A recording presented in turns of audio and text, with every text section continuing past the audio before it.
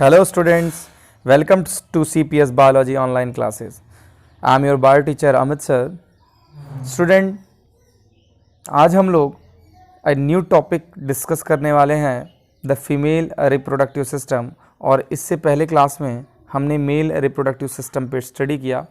ये NCERT biology class 12th के third chapter human reproduction का मोस्ट इम्पॉर्टेंट टॉपिक है स्टूडेंट। और अगर आपने इससे पहले के लेक्चर को नहीं देखा है तो स्टूडेंट आप प्लेलिस्ट में चले जाएं और वहां से देख लें मेल रिप्रोडक्टिव सिस्टम को। ठीक है, कॉपी ले लीजिए, पेन लीजिए, साथ में नोट्स बनाते हुए चलिए और एक बार रिवाइज कर लीजिएगा। सारी चीज़ें एक एक कंसेप्ट क्लियर हो जाएंगे स्टूडेंट। तो सबसे पहले स्टार्ट करते हैं female reproductive system. Female reproductive system में आपको मैं बता दूं कि जिस तरीके से हमने मेल रिप्रोडक्टिव सिस्टम में देखा कि उसमें 3 पार्ट्स होते थे बेसिकली, एक प्राइमरी सेक्स ऑर्गन्स, फिर secondary sex organs and then external genitalia. ठीक इसी तरीके से यहाँ पे भी है स्टूडेंट। इसमें प्राइमरी सेक्स ऑर्गन्स फीमेल में ओवरी होता है और सेकेंडरी सेक्स ऑर्गन्स में कुछ एसेसरी डक्ट और एसेसरी ग्लैंड लगे हुए हैं। ठीक है, जिसमें आपको एक फॉलोपियन ट्यूब यानी एक पेयर ऑफ ओविडक्ट मिल जाएगा, यूट्रस मिल जाएगा, सर्विक्स हो जाएगी, वैजिना, इस तरीके से। एसेसरी ग्लैंड में आप बेसिकली मेमरी ग्लैंड इसकी एसेसरी ग्लैंड है। तो ये सेकेंडरी सेक्स ऑर्गन्स जो है इसके बारे में आप याद रखना। क्वेश्चन ऐसा बन सकता है कि सेकेंडरी सेक्स ऑर्गन्स के नाम बताएं या प्राइमरी सेक्स ऑर्गन्स के नाम बताएं ह्यूमन बींग्स में, मेल फीमेल में, तो आपको ये ध्यान रखना होगा। थर्ड पार्ट जो इसका हो जाता है वो होता है एक्सटर्नल जेनिटेलिया। इसको वन वर्ड में उल्वा बोलते हैं, एक्सटर्नल, क्योंकि उल्वा ये एक क्लिटोरिस में माइनोरा मेजर, हाँ, इस तरीके से कई हाइमन कई पार्ट मिलके, अभी हम आगे देखने वाले हैं, वो सारे पार्ट्स मिल करके एक्सटर्नल जेनिटेलिया यानी उल्वा का फॉर्मेशन करते हैं। तो बेसिकली सबसे पहले हम ओवरी पढ़ेंगे, फिर एसेसरी डक्ट में इन सारी चीज़ों के बारे में पढ़ेंगे, then mammary gland, then vulva पे आएंगे। तो आइए स्टूडेंट आगे बढ़ते हैं। मेल रिप्रोडक्टिव सिस्टम में इन सारी चीज़ों को जानने के बाद अब हम एक स्ट्रक्चर देखते हैं जिसमें फीमेल रिप्रोडक्टिव सिस्टम समझ में आ जाए। देखिए ये स्ट्रक्चर आप देख रहे हैं, तो आपको बता दें कि ये जो स्ट्रक्चर है, ये स्ट्रक्चर जो आप देख रहे हैं स्टूडेंट,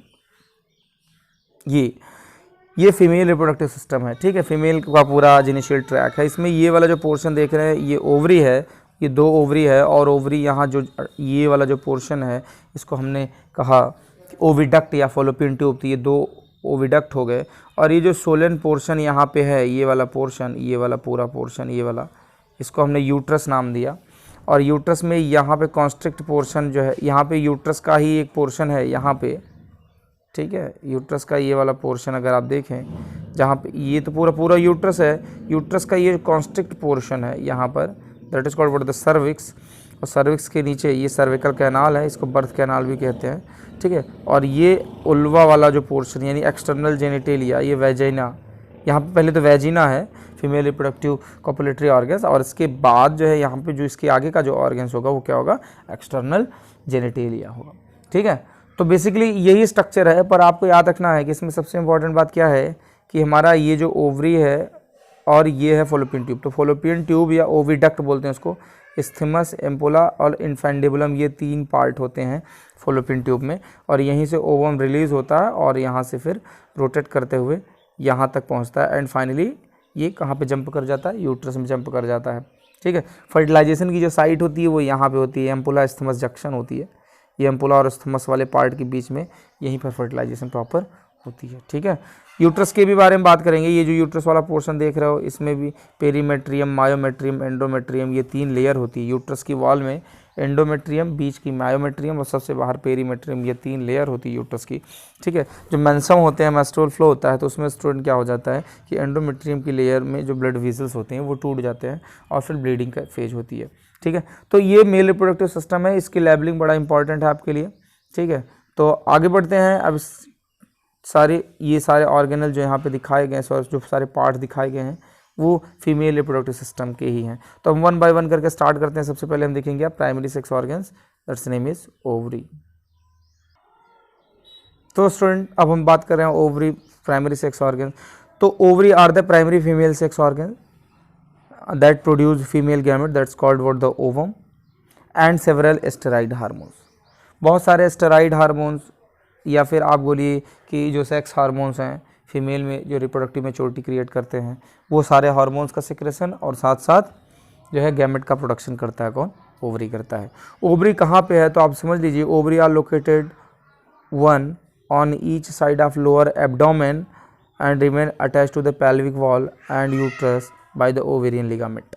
तो आप सिंपल सा समझो कि ये जो ओवरी के पास ये जो यूट्रस से जुड़ी होती है, जैसे ये यूट्रस है, इससे ये लिगामेंट है, इसको ओवेरियन लिगामेंट बोलते हैं, जिससे ये हमारा क्या है, ओवरी अटैच्ड हुआ है। ठीक है, इस बात को समझना। और ये वाली सिचुएशन कहाँ है, तो ये वाले सिचुएशन अगर बॉडी के अंदर देखेंगे तो इसके ऊपर वाला पोर्शन ये एब्डोमेन वाला पोर्शन है, तो एब्डोमेन वाले पोर्शन से थोड़ा सा बाहर, तो यहाँ पे क्या लिखा गया है, ध्यान समझिएगा कि लोअर एब्डोमेन, हाँ लोअर एब्डोमेन वाले पार्ट में, मतलब एब्डोमेन से नीचे वाले पार्ट में जहाँ पे पेल्विक वॉल होती है, ठीक है, ये पेल्विक वॉल जो कमर वाले पोर्शन होते हैं वहाँ के लगभग, और यूट्रस से जुड़ी हुई ओवेरियन लिगामेंट होती है, तो वहाँ पे पाई जाती है ओवरी। ठीक है, हर एक ओवरी में आपको बता दें, each and ovary just like almond जैसा होता है, थोड़ा सा फ्लैटेंड बॉडी होती है। अगर आप मेजर करेंगे तो 2 से 4 सेंटीमीटर आपको लेंथ में मिल जाएगी।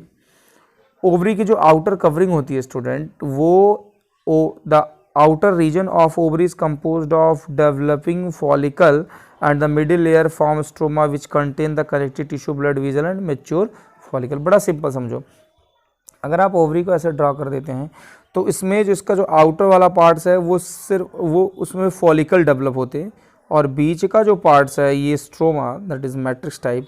ठीक है, तो उसमें बहुत सारे कनेक्टिव टिश्यू हैं और ब्लड वेजल्स हैं। ठीक है, ये मैच्योर फॉलिकल्स वगैरह जो होते हैं वो इनर वाले रीजन में होते हैं। जो आउटर वाला रीजन है, ठीक है, जो बाहर वाला रीजन है, उसमें फॉलिकल डेवलप होते हैं, primary follicle, secondary follicle, tertiary follicle, Graafian follicle. ठीक है, तो ये ओवरी का स्ट्रक्चर भी अभी हम आगे देखेंगे तो उसमें ये चीज़ें और भी क्लियर हो जाएगी।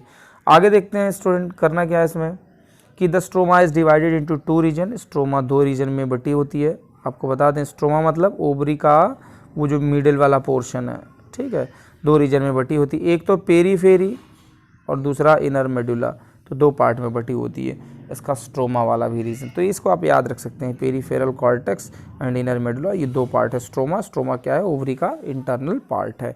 बाहर वाला पार्ट तो फॉलिकल से ही डेवलप होते हैं वहाँ पे। ठीक है, ओवरी के बाद अब हम आते हैं जो हमारे एसेसरी डक्ट है, जिसका नाम है ओविडक्ट या फॉलोपियन ट्यूब।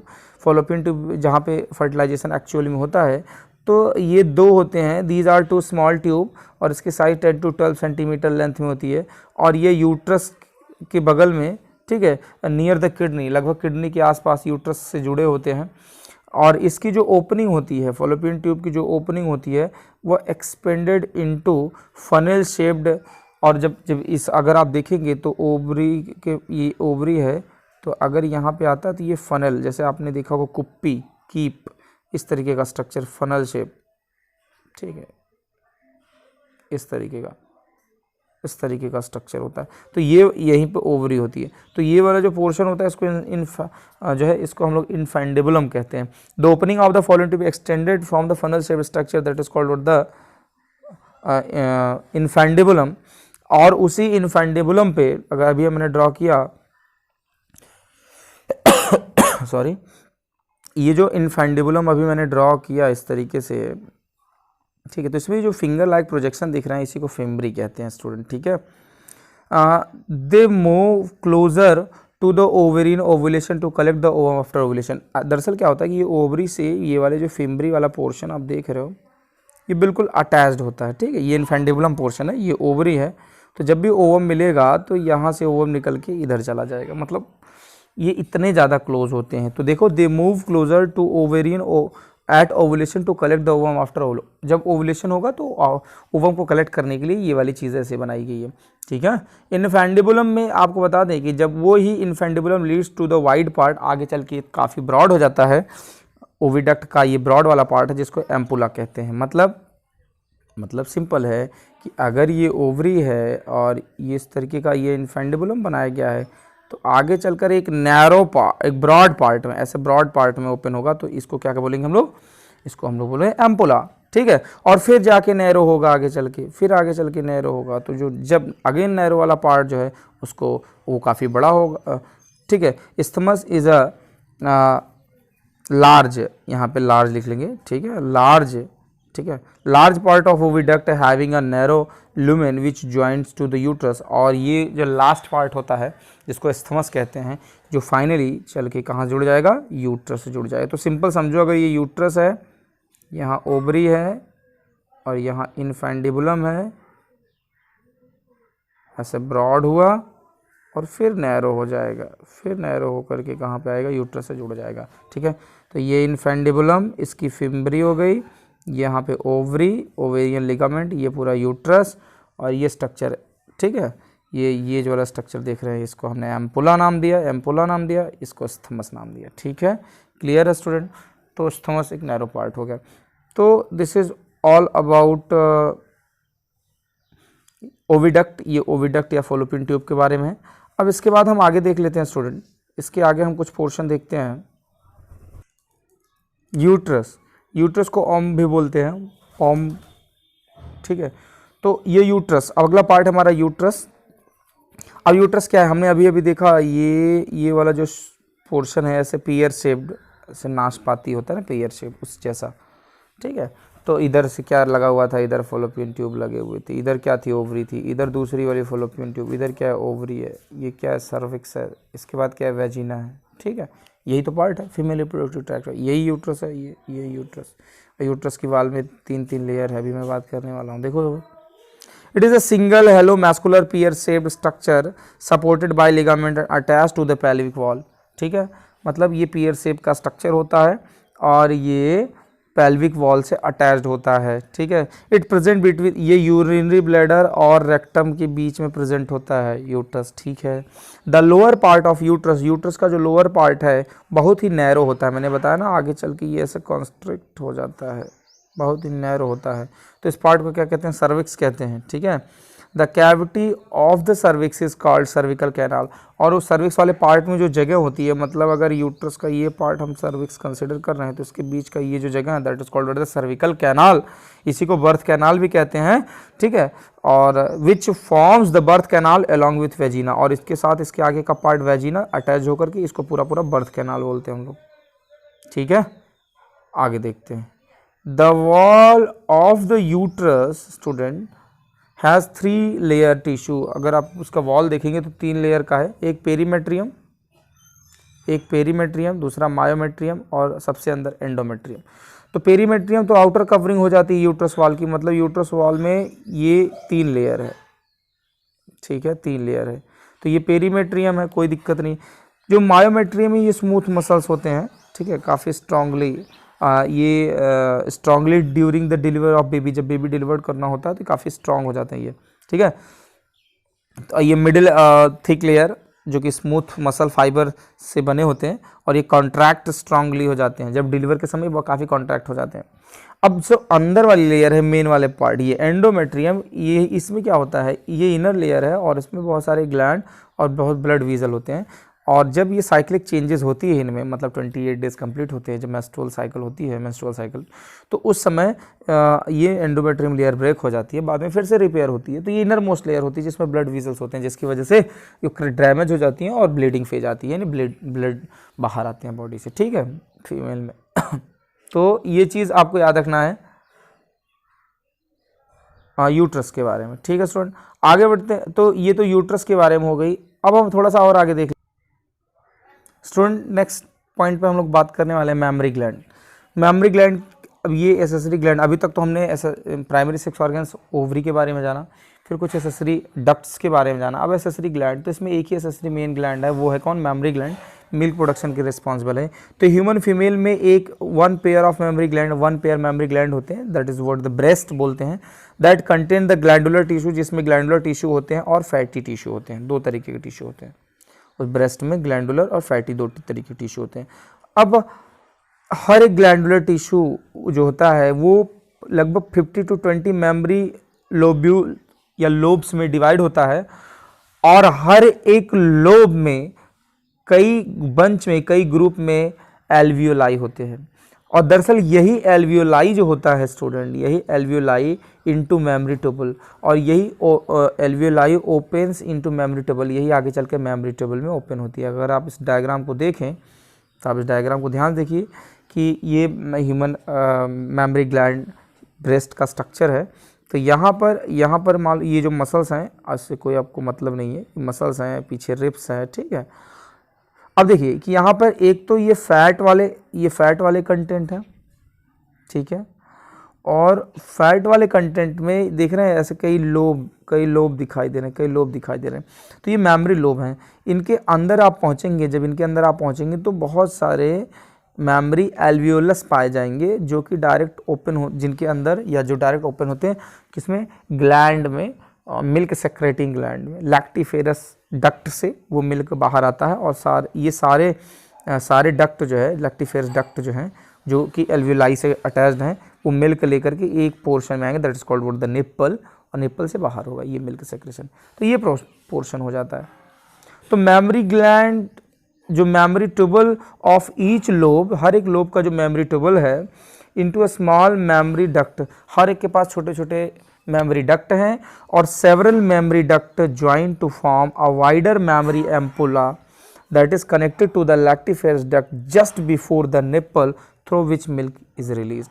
मतलब कि ये सारे डक्ट आगे चलकर इमर्ज हो रहे हैं, जुड़ रहे हैं एक लैक्टिफेरस डक्ट में, और जो कि लैक्टिफेरस डक्ट किसको में ओपन हो रहा है, तो वो निप्पल में ओपन हो रहा है। तो जहाँ उसी निप्पल से, मतलब लैक्टिफेरस डक्ट से जो मिल्क होता हुआ सीधे कहाँ पे आ जाएगा, निप्पल्स में आ जाएगा, ठीक है। तो ये मेमोरी ग्लैंड के बारे में है, थोड़ा सा इसके बारे में भी आप याद रख सकते हैं, सारे पॉइंट्स अच्छे से नोट कर लीजिएगा और एक बार रिवाइज भी कर लीजिएगा। नेक्स्ट पॉइंट पे चलते हैं हम student, external genitalia. External genitalia, इसको कॉमनली हम लोग उल्वा कहते हैं। तो एक्सटर्नल जेनिटेलिया में कई पार्ट्स आ जाते हैं, जैसे mons, pubis, labia, majora, minora, clitoris, hymen, ठीक है। हाइमन ये सर्विक्स वाले पार्ट में एक थिन लेयर होती है, ठीक है, फीमेल रिप्रोडक्टिव ट्रैक में, जो मेच्योरिटी के टाइम में या फिर साइकिलिंग या राइडिंग स्पोर्ट्स के टाइम में ये ब्रेक हो जाती है हाइमन, ठीक है। तो अब स्टूडेंट समझना ये है कि ये mons, pubis, labia, majora, clitoris, hymen, ये कंप्लीटली इनको एक वर्ड देते हैं, उल्वा, या फिर एक्सटर्नल जेनिटेलिया कहते हैं, ठीक है। तो फिलहाल अभी हमें जो है, जो सबसे ज़्यादा ध्यान देना है इसमें, किस टॉपिक पे ध्यान देना है, तो वो हमें ध्यान देना है थोड़ा मेमोरी ग्लैंड के बारे में, ठीक है। मेमोरी ग्लैंड कितने हैं, तो 15 to 20 मेमोरी लोब्स हैं, ठीक है। इससे पहले हमने जो पढ़ाया आपको यूट्रस के एंडोमेट्रियम लेयर पे, उस पर थोड़ा सा ध्यान देंगे। और सबसे इंपॉर्टेंट जो इस टॉपिक में है वो क्या, आपको ओवरी पे ध्यान देना, ओवरी वाला स्ट्रक्चर जो है उस पर ध्यान देना। नेक्स्ट क्लास में हम बात करेंगे कि स्पर्मेटोजेनेसिस, ओजेनेसिस, यानी गैमेट कैसे बनते हैं। तो अब ये स्ट्रक्चर वाले सारे पार्ट थे, अब हम इवेंट्स वाले पोर्शन को कवर करते हैं। तो मिलते हैं नेक्स्ट वीडियो में स्टूडेंट, नोट्स बनाइए, अच्छे से रिवाइज करिए। Thank you.